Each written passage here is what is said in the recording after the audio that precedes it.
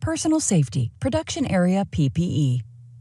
All employees entering the production area must wear the appropriate personal protective equipment, or PPE.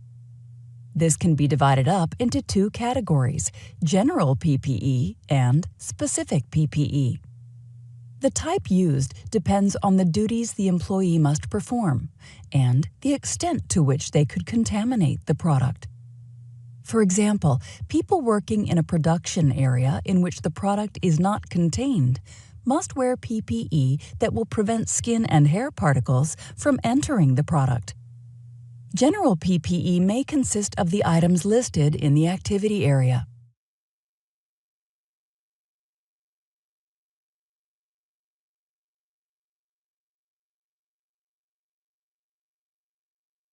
Personal Safety, Clean Room PPE. A clean room is an environment in which airborne particles, temperature, humidity, airflow, pressure, and lighting are controlled. Controlling the numbers of airborne particles that both enter the room and are generated inside the room is critical. This is because particles carry microorganisms that can contaminate the product. There are different types of clean rooms, classified according to the cleanliness of the air inside them. Protective clean room clothing must be worn in all clean rooms. The type of protective clothing worn will depend on the clean room classification. Some or all of the clothing listed in the activity area may be required in a clean room.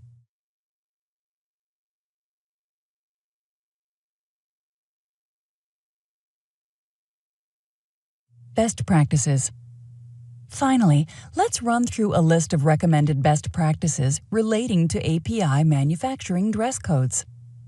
Always be aware of the clothing and footwear requirements for any area you enter. Ensure that you are wearing the appropriate PPE for any area of the API plant that you enter. Always make sure your laboratory coat, coverall, or work coat is properly fastened.